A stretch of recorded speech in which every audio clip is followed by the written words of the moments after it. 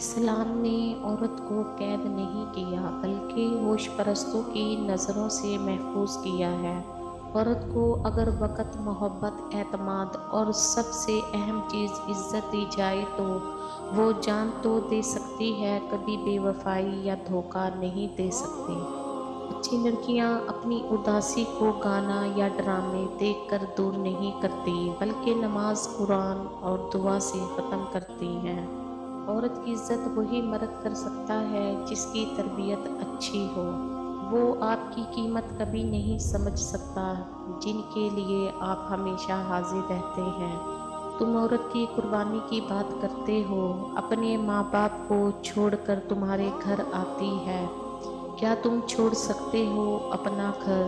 کیا تم چھوڑ سکتے ہو اپنا رہن سہن، اپنے طور طریقے؟ ہرگز نہیں۔ یہ تکلیف صرف ایک عورت ہی جانتی ہے۔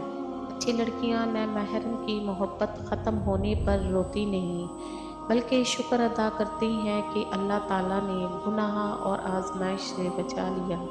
دنیا میں عورت کو سب سے زیادہ عزت قرآن نے دی ہے۔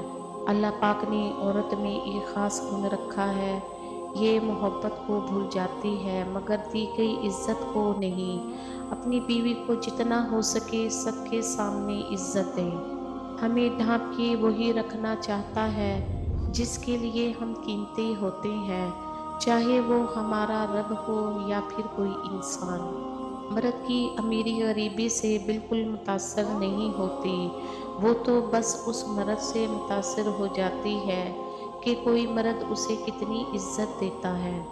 ایک عورت کی عزت کرنا اس کو خوبصورت کہنے سے زیادہ خوبصورت ہے۔ اچھی لڑکیاں نہ اپنے حسن کی نمائش کرتی ہیں اور نہ ہی اپنے حسن سے متوجہ کرتی ہیں بلکہ اپنے حجاب کی حفاظت کرتی ہیں اور حیا دار ہوتی ہیں۔ اچھی سوچ اور اچھی نیت والوں کو سکون ڈھونڈنا نہیں پڑتا، ان کے دل ہمیشہ کسی نکھری ہوئی صبح کی طرح اجلے اور پرسکون رہتے ہیں۔ عورت کو محبت کم دو گے تو وہ سمجھوتا کر لے گی، لیکن عزت نہیں دو گے تو وہ اندر سے مر جائے گی، پھر لاکھ کوشش بھی کر لو وہ دل تک پہنچنے نہیں دے گی۔ ایک لڑکی کی کل کائنات اس کی حیا اور پاکیزگی ہے۔ اس عورت سے زیادہ خوبصورت کوئی عورت نہیں جو اللہ کی رضا کے لیے پردہ کرتی ہے۔ عورت محبت کو بھول جاتی ہے مگر دی گئی عزت کو کبھی نہیں بھولتی۔ میری اوقات نہیں کہ جنت مانگو، بس دوزخ سے بچا لینا مجھے یا رب۔